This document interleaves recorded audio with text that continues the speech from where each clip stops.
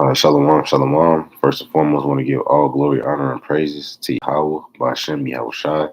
Yahweh being the name of the Most High God, and Yahweh Shai being the name of His only begotten Son, who the world ignorantly calls Jesus Christ, right? With a battle axes, brother Yahri coming at you with a quick turned up Thursday through the Spirit, right? I know it's a new day, right? The sun done going down and whatnot, but we still in this thing, man, right?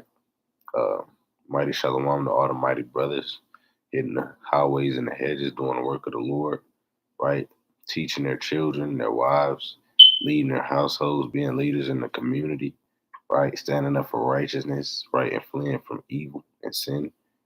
Mighty shalom to all the sisters, right? Married or unmarried, right? If you're married, being submissive to your husbands, right? Reverencing the Lord, right? Reverencing your husband as the Lord, right? Teaching your children good and righteous things, right? Showing them how to be obedient, right? Showing them righteousness through the scriptures, right? Shalom to all the mighty young men and young women in this truth, right? All the children in this truth, right? Being obedient to parents, right? Learning the ways of righteousness so that they may flee evil, youthful lusts, right? And ultimately seal the elect so that our kingdom may come along with the Lord Yahweh Shai, right?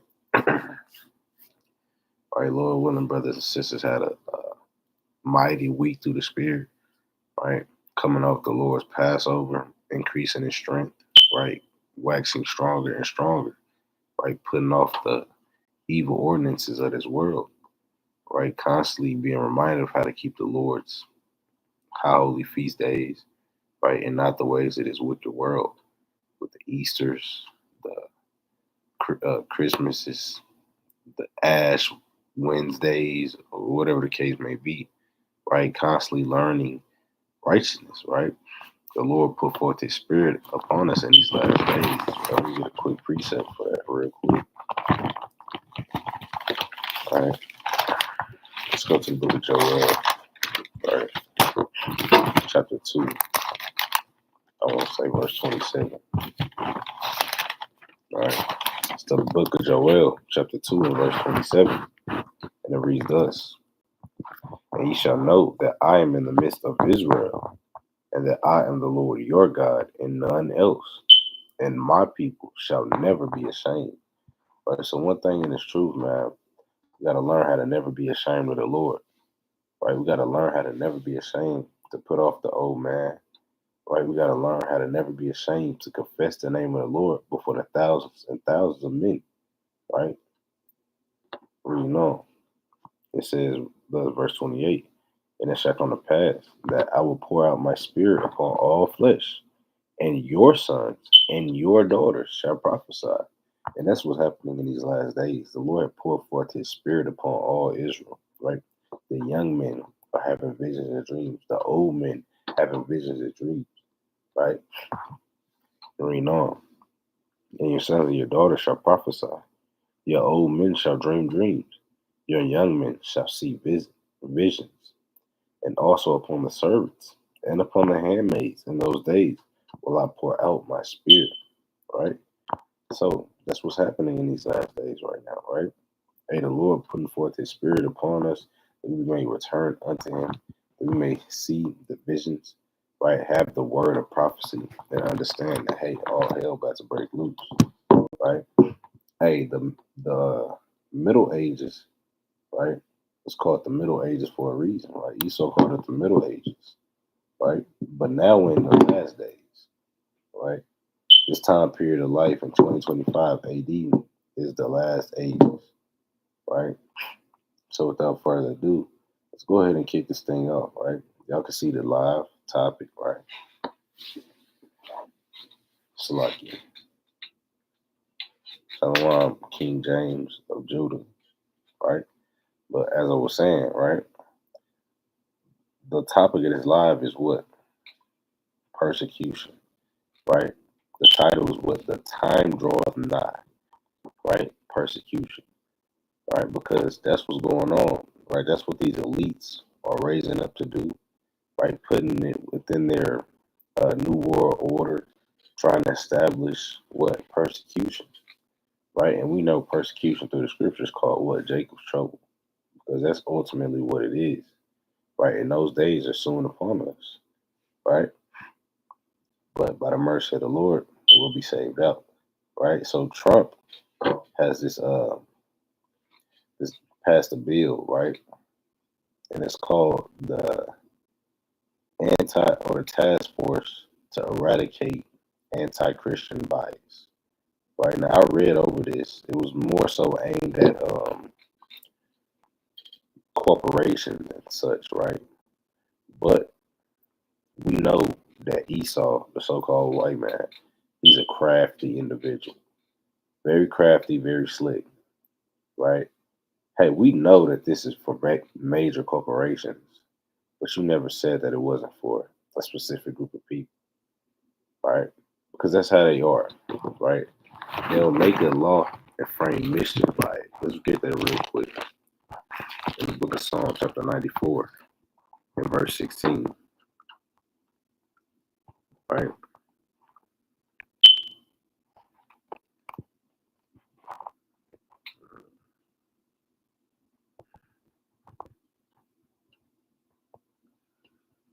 So like it. Well, yeah, I'm going to start at verse 16, right? It says, "Who will rise up for me against the evildoers? Or who will stand up for me against the workers of iniquity?" Right? So through the Spirit, hey, King David could kind of see that thing, man. Because in these days of trouble, in these days of affliction, in the days of persecution, right? Hey, we're not looking for man to help. We're looking for our help to come from the heavens, right? We're looking for our help to come from the Lord. Hey, so through the Spirit, we're going to be asking the same thing. Who's going to rise up for me? Who's going to deliver us from these evil workers of iniquities? Right? Verse 17. "Unless the Lord had been my help, my soul had almost dwelt in silence." And there goes our answer right there. Right? The Lord, Yahweh Most High, and His Son Yahweh Shai. Right? The Lord is going to be our help. Right? He's going to deliver us, right, from our fiery trials. Right? Just like He delivers us from our everyday, day-to-day issues. Right? Reading on. Well, actually, I'm going to go ahead and drop down verse 20. Here's the point. It says, "Shall the throne of iniquity have fellowship with thee?" Meaning what? Is there going to be a co-rulership in the kingdom of heaven, right? Is the people that's ruling this planet Earth right now, right? Your Arabs, right? Your so-called white people, your Chinese people, your Japanese, your Africans, right? The throne of iniquity, right? Are they going to have fellowship with the Most High? La, right? Why? Because the Lord is going to destroy all the heathen who refuse to bend the knee, right? It says, what? "Shall the throne of iniquity have fellowship with thee, which frameth mischief by a law?" So the scriptures are plainly telling you that what? When they make these laws, they're not for our benefit, but they merely frame mischief by these things, right? They frame evil behind the laws that they make, right? They're not, hey, they're going to make this law, they're going to publish it, but they're not going to tell you the ins and outs of it. They know the ins and outs, right? But they're not going to tell you that you can't do X, Y, and Z within doing this, or else you will be persecuted, right? So let's go ahead and kick it off. Let's go to the book of 2 Timothy, the second chapter, right? Because our forefathers were persecuted, right? And the scriptures plainly tell us that there's no new thing under the sun, right? The Lord made His judgment like unto a ring, and we're gonna touch that later, right? So our forefathers were persecuted back then, and that same judgment is coming around again, and it's called what? Jacob's trouble, right? 2 Timothy chapter 2 and verse 7. "Consider what I say, and the Lord give thee understanding in all things." So you got to, meaning what? You have to ponder upon these scriptures. Ponder upon what the Lord is telling you through the scriptures. He's going to give you the understanding, right? Verse 8. "Remember that Yahweh Hamashiach of the seed of David was raised from the dead according to my gospel." So, verse 9. "Wherein I suffer trouble as an evildoer, even up to bonds. But the word of the Most High is not bound." So it said, Paul is plainly telling you that in this truth we're gonna suffer trouble as an evildoer, right? Even unto bonds, meaning what? Hey, you may be brought forth in chains, right? Hey, you might be packed up and sent off to a FEMA camp, right? You might be packed up. Hey, they might destroy you, right? Put you through the furnace of affliction. Hey, they might literally take you and throw you into the fire as they did the three holy children, Shadrach, Meshach, and Abednego, right? So you, in this truth, we're gonna suffer trouble, right? But that's nothing to fret about, nothing to kind of get your feathers ruffled up about, right? Because why? Let's get this real quick. In First Thessalonians, the 3rd chapter, right? First Thessalonians chapter 3, verse 3. First Thessalonians 3 and verse 3. It says thus, that no man, well, I'm gonna start at 2 for context.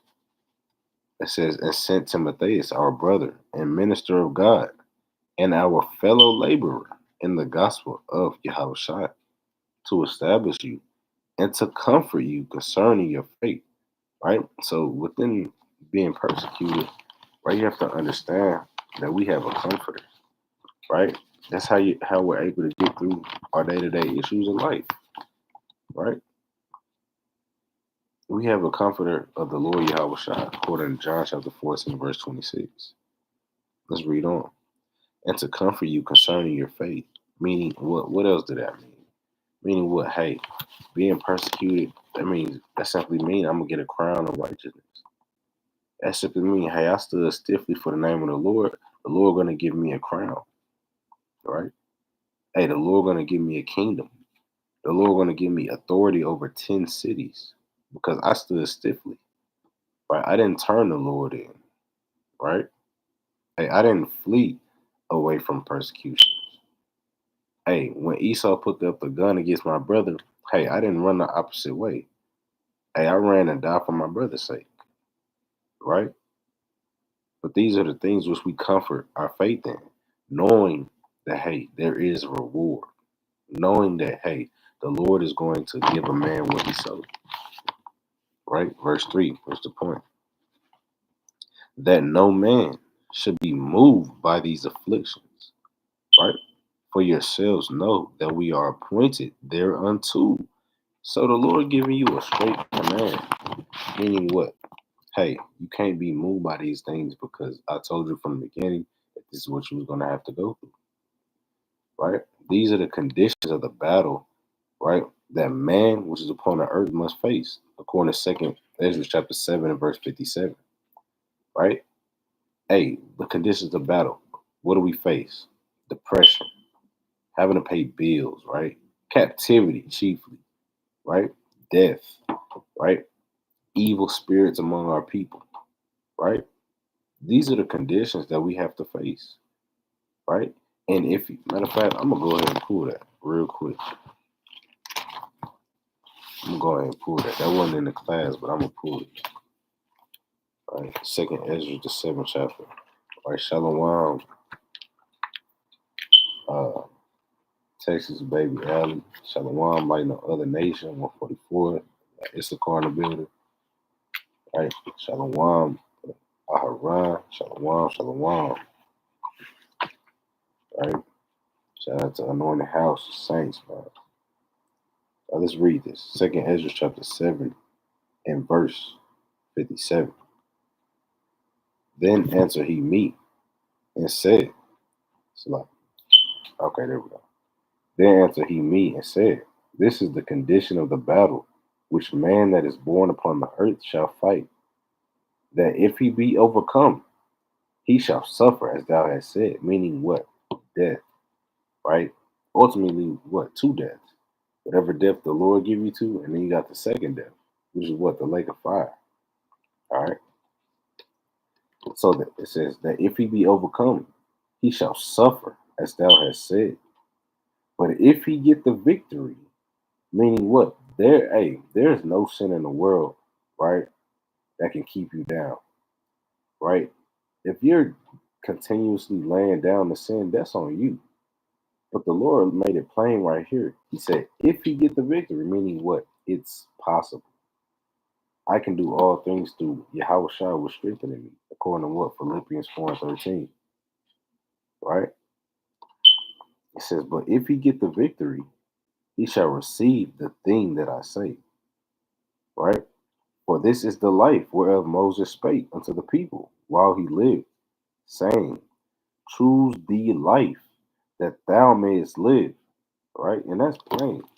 The scriptures say to choose life that thou mayest live, ultimately meaning what? Keep the faith in Yahweh and keep the Lord's commandments, right? So it's, hey, in order to get that victory, you have to endure these afflictions, all right? So what was I at? These are 2 Timothy, right? Let's go back to that 2 Timothy chapter 2, and we're going to read verse 9 again. It says, wherein I suffer trouble as an evildoer, even unto bonds, but the word of the Most High is not bound. Meaning what? The word has free course through the Spirit, right? My sheep hear my voice. Therefore, I endure all things for the elect's sake, that they may also obtain the salvation which is in Hamashiach Yahushua with eternal glory. So we have to constantly endure, right? You have to constantly push past these afflictions, these turmoils, these troubles, right? It is a faithful saying, for if we be dead with him, we shall also live with him.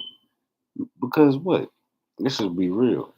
In Jacob's trouble, right? A lot of Israelites in this truth, so-called, right? Israelites throughout the world, a lot of Israelites may be put to death, right? Well, I ain't gonna say maybe. A lot of Israelites are going to be put to death at the hands of our enemies, right? But it's a faithful saying, right? And let's find out what this saying is. If we be dead with him, we shall also live with him. Meaning what? The Lord is going to resurrect you and give you unto glory, right? The Lord going to resurrect you because you stood stiffly for his name. You didn't go cry and, well, I ain't gonna say you ain't cry. You didn't go turn your back on the Lord for freedom on this earth that you are already a captive in, right? You didn't go turn your back on the Lord for fried chicken and grape soda, right? Shalom, brother Shemai, right? Let's read on. Verse 12. If we suffer, we shall also reign with him, right? And I read this a few times, right? And that always kind of turned me up in the spirit, right? Because, coming to reality of this truth, hey, you may have to literally be put to death uh, for the Lord, right? And if you know and you take comfort in knowing that, hey, you may be put to death for the Lord, you're confident in knowing that, hey, if I'm put to death for the Lord, I'm gonna be raised up with the Lord, and the Lord gonna give me righteous things. The Lord gonna give me the kingdom, right? That's why the scriptures say, "Despise not death." Roughly paraphrased, right? I think that's in Sirach, the 41st chapter, Sirach 41. Let's read on now. If we suffer, we shall also reign with him. If we deny him, he also will deny us. So if you deny the Lord before men, right, the Lord going to deny you before his Father. Let's get that precept, right? Let's go ahead and get that precept. I want to say that's Mark, right? I believe that's Mark chapter 8. I know there's one in Matthew as well, but the one specifically, I think it's Mark chapter 8.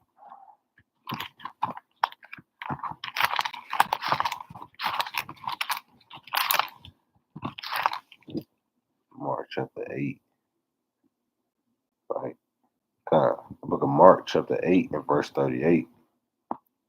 It says thus, whosoever therefore shall be ashamed of me and of my words in this adulterous and sinful generation, of him also shall the Son of Man be ashamed. Right? And that's literally what the scripture just said. If we deny him, he also will deny us. Meaning what? No, you can't get the kingdom. Right? Reading on.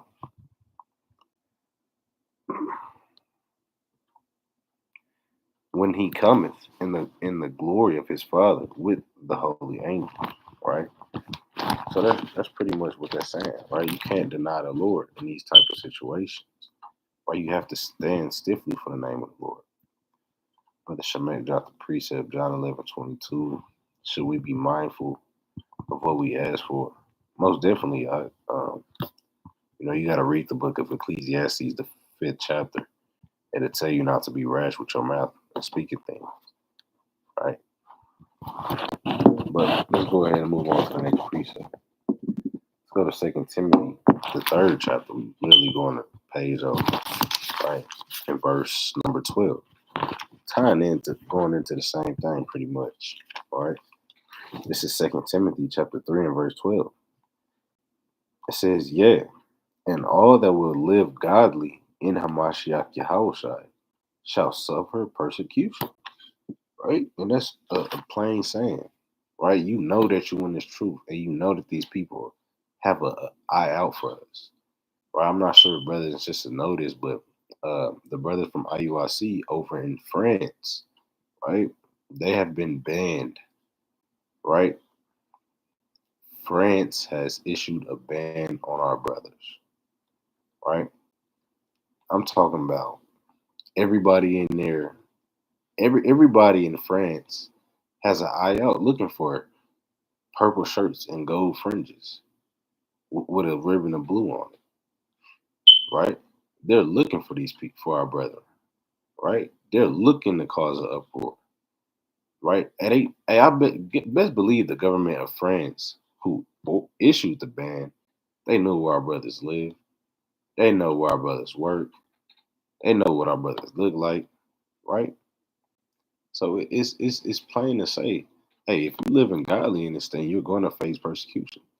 There's no escaping it, right? The only way you can escape persecution is if you coon out, take the Judas Iscariot route, right? That's not what we're here for, right? We're here to stand stiffly for the name of the Lord, right? Let's read on. What's like? All right, let's go to 2nd Esdras real quick, right? The 16th chapter, because we have to understand that the words of prophecy out of the scriptures, they have to come to pass, right? And it's prophesied that, hey, the servants of the Lord are going to be persecuted. Right, 2nd Esdras, the 16th chapter. We're going to hop around in that, right? I think I want to start at 10, verse 10, maybe. Right? I want to start at 2nd Esdras, chapter 16. I'm going to start at verse... I'm going to start at verse 17. It says thus, woe is me, meaning what? Destruction, right? Because in those days of Jacob's trouble, right, dead bodies are laying in the streets, right? Wild beasts that are seen in diverse places are going to be about in the streets, devouring the dead bodies, right? Crows and vultures circling around, right?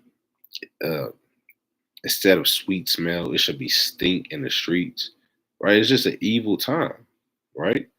Bodies piled up on top of bodies, right? And this is what I'm envisioning through the spirit, right? Got guillotines set up, right? With men in white jumpsuits and gas masks executing people, right? That's a time of destruction, right? Reading on says, woe is me, woe is me. Who will deliver me in those days? Right? As we read earlier in Psalms 94 and 16, who shall rise up for me against the workers of iniquity? Right? The Lord. Right? It says, behold, famine and plague, tribulation and anguish are sent as scourges for amendment. It said that these things are sent as scourges for amendment, meaning what? The Lord is destroying America, but this world for the sake of the children of Israel. Right? Did not he raise up Pharaoh to show his mighty power? Right? Let's read on. It says thus, Verse 20. But for all these things they shall not turn from their wickedness, nor be always mindful of the scourges. Behold, victuals shall be sold good cheap upon the earth, that they think themselves to be in good case. And even then shall evils grow upon earth, sword, famine, and great confusion, meaning what? War. Verse 22. For many of them that dwell upon earth shall perish of famine. And you can see what's going on with the global markets.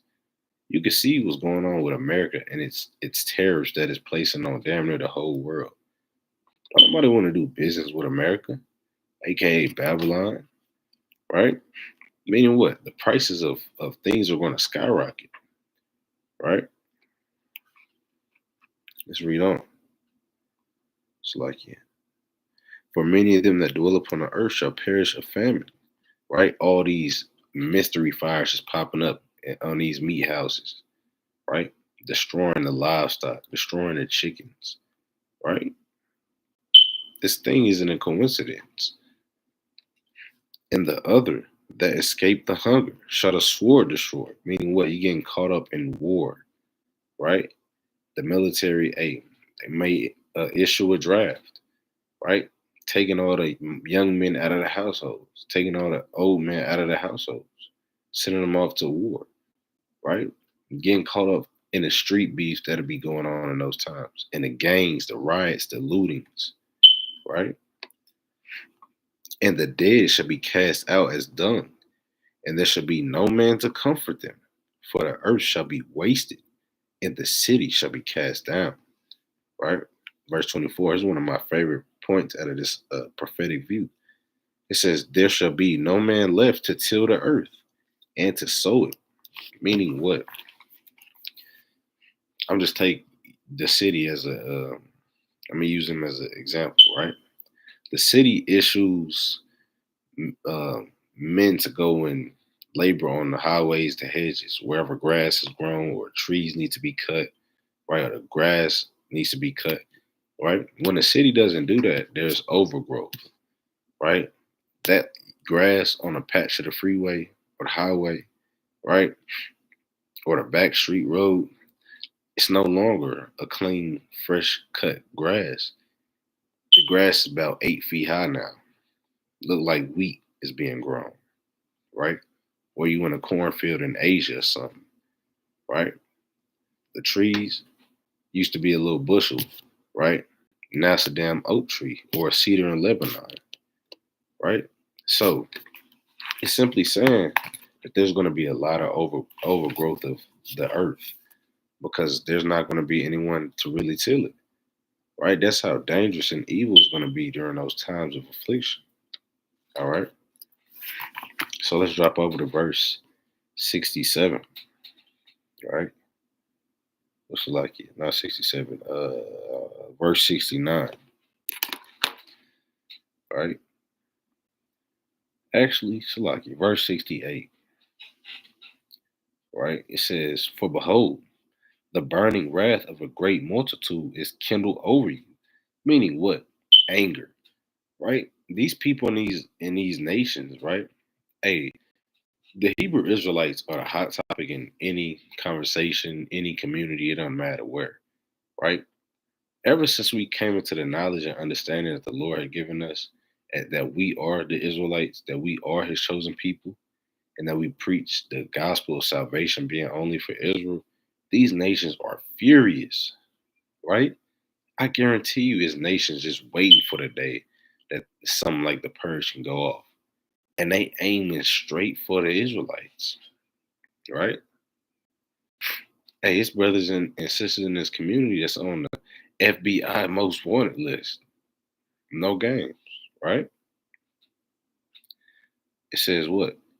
And they shall take away certain of you and feed you, being idle, with things offered unto idols. Meaning what? Are they gonna kidnap some of us, right? Kind of take us, some of us off the streets, street teaching, kind of infiltrate our meeting locations, right? Kind of, just hunt us down with drones and heat-seeking missiles, whatever the case may be, super soldiers, whatever the case may be, right?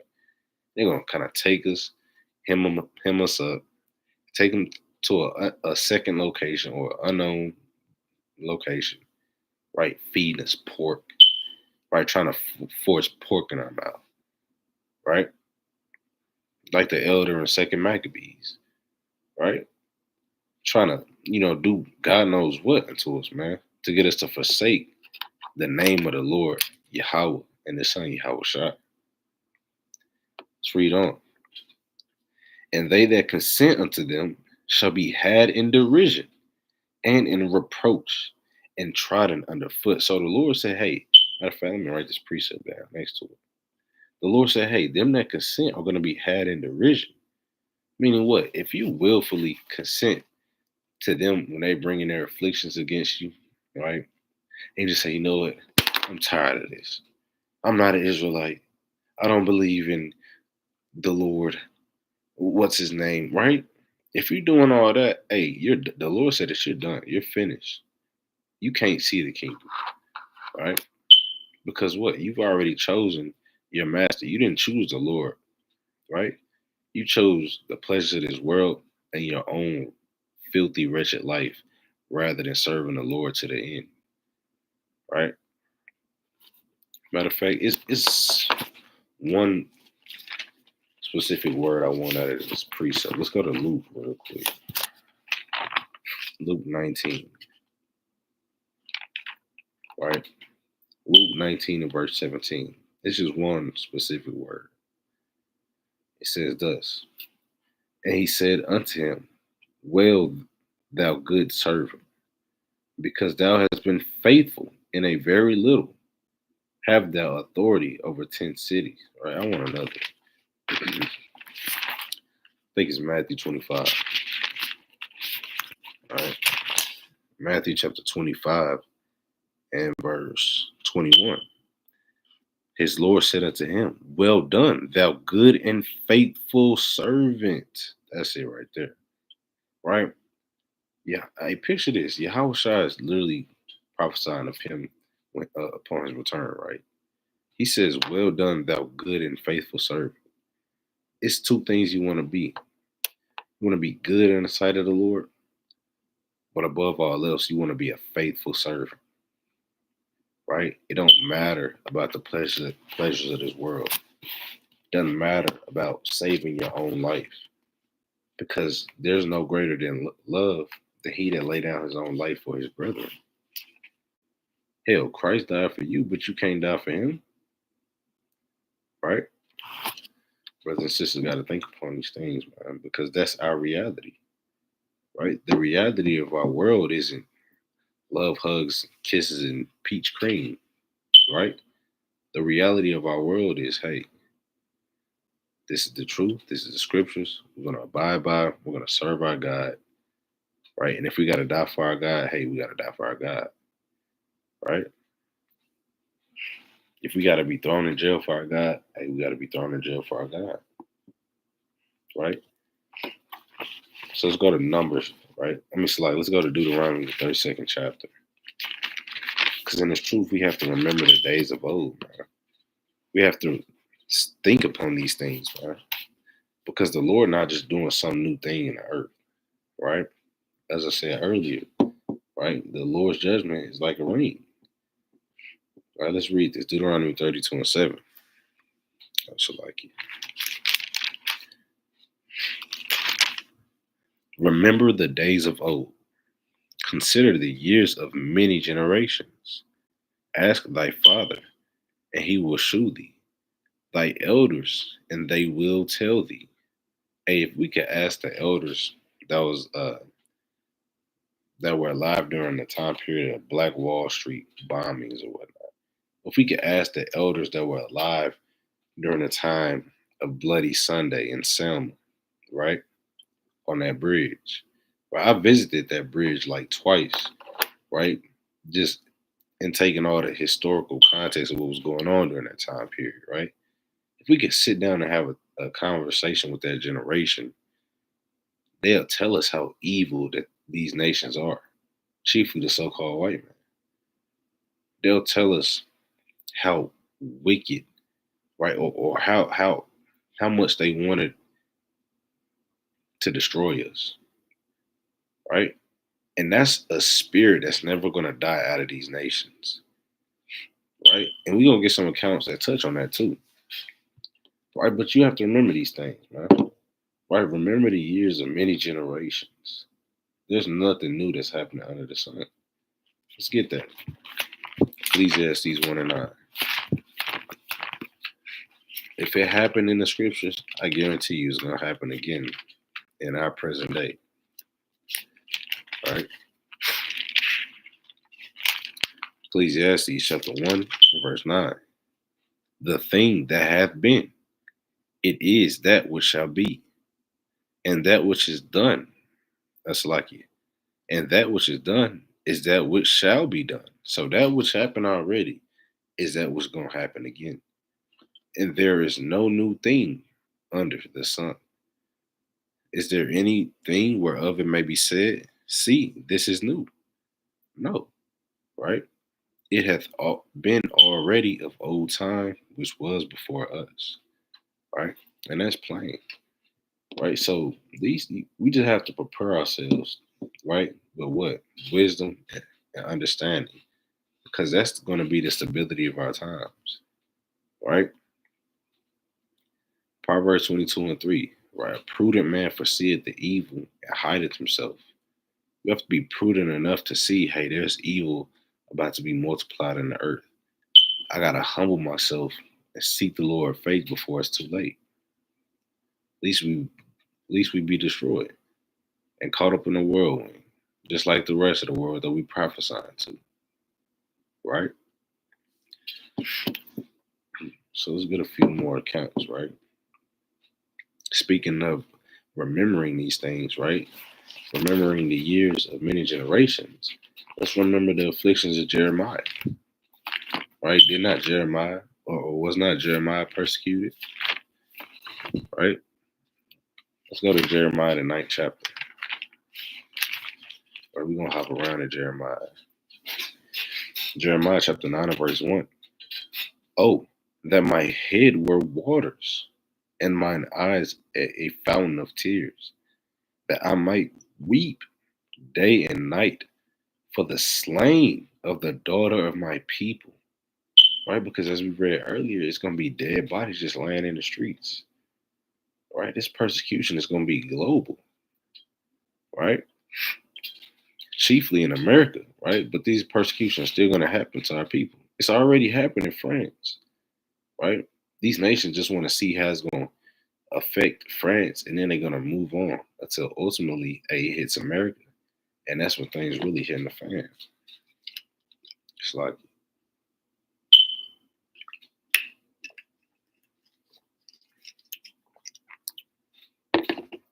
all right, reading on. Verse 2. Oh, that I had in the wilderness a lodging place of wayfaring men, that I might leave my people and go from it. For they be all adulterers, an assembly of treacherous men. So think about it. Hey, Jeremiah literally saying, hey, man, I wish I had some land so I could just get away from these people, man. They damn evil, right? And they bend their tongues like their bow for lies, but they are not valiant for the truth upon the earth, for they proceed from evil to evil, and they know me not, saith the Lord. And that's what people do, right? Especially Israelites. Well, Israelites that are in the world who don't know that they're Israelites, right? They proceed from evil to evil. Christianity to Hinduism to Islam, right? To being agnostic, or however you may pronounce that word. It's such an evil word, I don't even know how to pronounce it, right? Let's read on. Take ye heed every one of his neighbor, and trust ye not in any brother. Because what? The words of Yahweh Shai, right, let's get this. Matthew the 10th chapter. Right? The brother gonna deliver the brother. The son gonna deliver the father, right? You can't put trust, right? This is really talking about Jake in the world, but hey, even in this truth as well, you have to be mindful of these things, right? Matthew chapter 10, we're going to start at verse 17. says, but beware of men, for they will deliver you up to the councils, right? Hey, that damn what was it? What was the name of it? The eradicating of anti-Christian bias special forces unit. Hey, they're gonna be posting $500,000 reward for this Israelite right here. $200,000 reward for this Israelite right here, right? And you best believe, hey, your neighbors kind of see you coming out the house with your fringes on, with a thick beard, right, and a damn staff every Saturday, kind of looking like, is he one of them Israelites? And you best believe, hey, they're gonna deliver you up, man, right? So you have to have the mindset to understand that this is just simply what it is, right? But you have to also be what? In the spirit to know when to get away from these things, get away from people, right? You can't be trusting, right? Your partner that you knew in high school, right? One that you came out the slums with, right? Hey, for you or for him, that's a quick lick. Easy come up. Oh, yeah, y'all want them Israelites? I know where about 5, 6, 7, 8 of them stay, right? Let's read Matthew 10 and 17. But beware of men, for they will deliver you up to the councils, and they will scourge you in their synagogues. Kind of put you in an interrogation room with a camera, kind of slapping you around. Where are the other Israelites? Kind of punch you in the gut, give you an elbow, kind of pull your ear, flick you on the nose, right? Where's the chief such and such such such? Where's your leader? Where do you guys congregate? And they're asking you questions that they already know, mind you, right? But anyways, let's read on. And ye shall be brought before governors and kings for my sake, for a testimony against them and the Gentiles, right? You're going to be brought before these nations and their rulers, right? Their presidents, their governors, right? Their kings if you're in anywhere in the UK, right? All for the name of the Lord. Verse 19. But when they deliver you up, take no thought how or what you shall speak. Meaning what? Don't be sitting up here thinking about, okay, yeah, when I go before, I'm gonna say this and this, right? Because that only makes the most sense. No, right? Let's find out why. For it shall be given you in that same hour what you shall speak. Meaning what? The Lord's gonna make intercession for you. The Lord gonna fill your mouth with the mouth of the learned, right? Real quick, right? Isaiah, right? Chapter 50 and verse 4. The Lord God had given me the tongue of the learned, that I shall know how to speak a word in season to him that is weary. Right? The Lord going to give you the understanding and the fair speech or the subtlety, whatever it is that he may feel you may need in those moments. Right? Let's read on. For it is not ye that speak, but the spirit of your Father which speaketh in you. Hallelujah. Here's the point. Verse 21. And the brother shall deliver up the brother to death, and the father the child, and the children shall rise up against their parents and cause them to be put to death. Right? So you got to even watch the children in this thing, man. Right? You got children calling the damn state officials, right? Kind of telling them, hey, my dad's an Israelite, right? I heard that y'all were looking for that.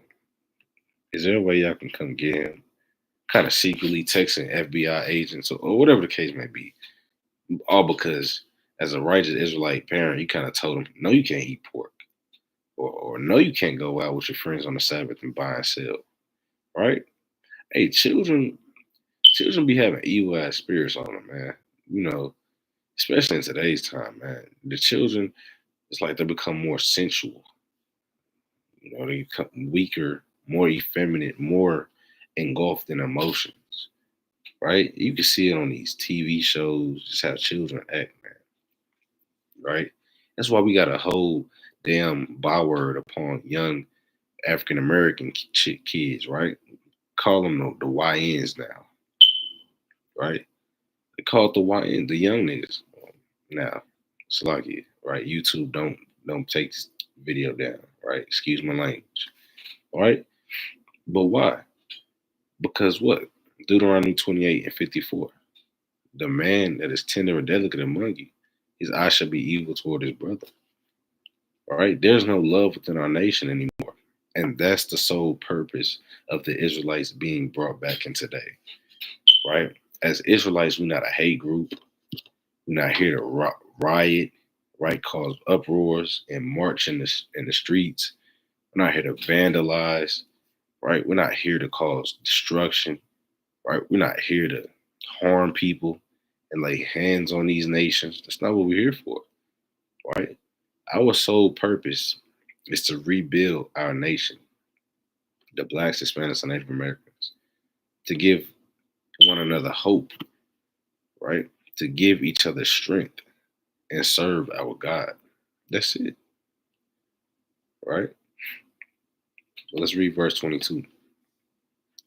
And ye shall be hated of all men for my name's sake.